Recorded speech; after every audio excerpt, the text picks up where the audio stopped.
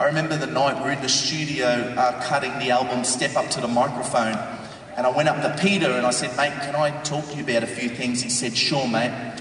And I began to tell him the severity of my life and my marriage, and he was blown away. He couldn't believe we were the closest of mates. And I even kept this, I even hid it from him. A couple of days later, the band came back and they decided, mate, you know what? Your marriage, your walk with God is way more important than this band. We're going to force you to step down, to resign. I was forced to resign, to step down after over 16 years of fronting the Newsboys. Can I be honest tonight? My world fell apart. I felt raped. I felt abandoned. I felt lost. My sense of identity was gone. My sense of hope. My sense of validation. Because as long as I was on this stage, I felt like I was somebody. But now my career, my ministry's been taken. My world fell apart. Unfortunately, my marriage went from worse to worse. My wife eventually left me. My marriage is over. My career's over. To deal with the guilt and shame of losing everything, I remember I started drinking heavily. Before long, I remember there was barely a day that went by that I wasn't intoxicated. Eventually, the alcohol never numbed the shame and the guilt enough. I remember I had a cocaine, a drug habit, and God only knows how much money I was spending a day on cocaine. Secretly, I'm suffering from severe depression. Secretly, I'm contemplating suicide. One day, I'd had enough. I couldn't live with the guilt and the shame any longer.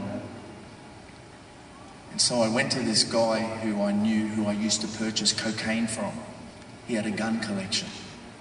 And I said, hey mate, can I borrow one of those handguns off you? He's like, sure dude, just bring it back on Monday. All right. I went home that day with the intention of ending my life. Nothing more to live for. I've lost everything, my marriage, my daughter, my career, my ministry. I'm a mess. I felt so guilty, so much shame. God had given me everything. He believed in me. He changed my world, and this is how I repay him. I remember sitting in my house in Franklin, Tennessee, alone. The kingdom of John James is collapsing around my ears. I'm sitting there, there's alcohol bottles, there's cocaine lines on my marble coffee table. I'm drunk, I'm high, I'm weeping, and I'm sitting there with a loaded gun on my leg. And as I'm sitting there, I'm hearing this voice say to my head, you are such a loser. You're a failure. Come on, at least end your life right. At least have the guts now to pick up that gun, press it against your head and pull the trigger. And I remember, friends, as I raised that hunk of cold, lifeless steel and pressed it against my head. And as I closed my eyes, I remember hearing this voice say to me, you failed your wife, you failed your daughter, you failed God, you failed everyone. Pull the trigger now. And with tears running down my face, I remember I pushed it hard against my temple. I closed my eyes and I took in one last breath. And before I pulled the trigger, this is what I intended to say. And this is what I said. Please, God, help me.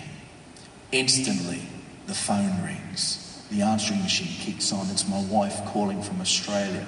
I'm not moving. I'm not budging. I'm ready to pull that trigger. And she's on the phone crying. She's like, John, I know you're there. Please, I beg you, pick up the phone. John, I know you can hear my voice. John, I know you're listening. Please pick up the phone like she can see me. In the end, she's so persistent. I crack. I'm like, ah! I throw the gun down and I yell at the phone and I'm like, my God, woman, leave me alone. You're on the other side of the world and you can still reach out and nag me. Just let me kill myself in peace. I pick the phone up. I'm like, what do you want? Over the next several moments, somehow she was able to reach on the inside of me, into my soul, my heart.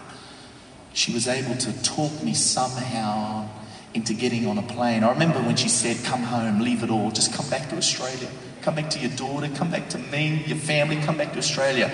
I said, forget it, there's nothing for me back there. And even if I wanted to go back, it's almost Christmas, it's the busy season. I'll never get a ticket. She said, I've booked you a ticket, it leaves in 2 days. Oh, women are so smart. So smart.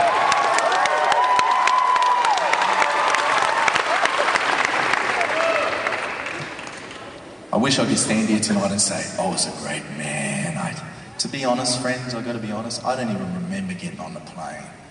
I was so high. It's a miracle they let me on the plane.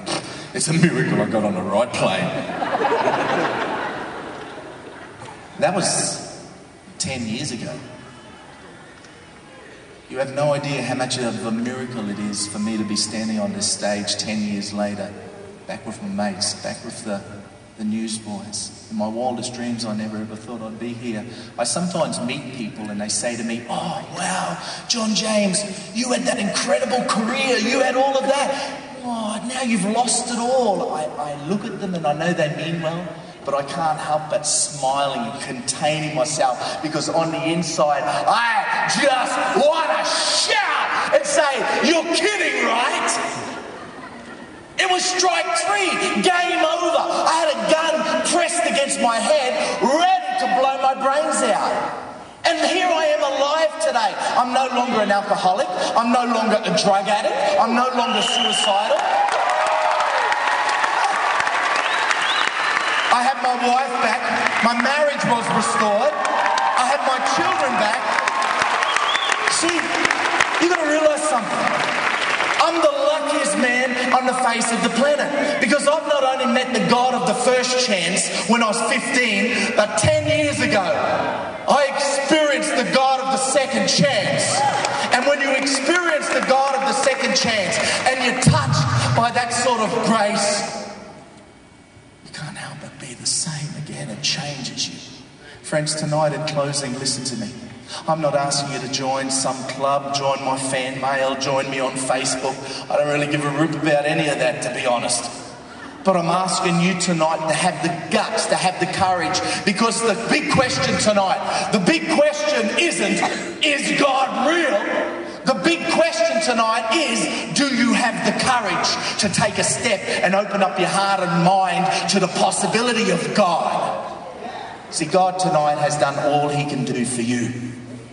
But he's given you a free will. You will not ignore him tonight. You will either receive him or you will reject him. But personally, I personally believe Christianity, the faith I have, can't only be sung about, it can't only be spoken about, but God has to be experienced. You have to experience this God.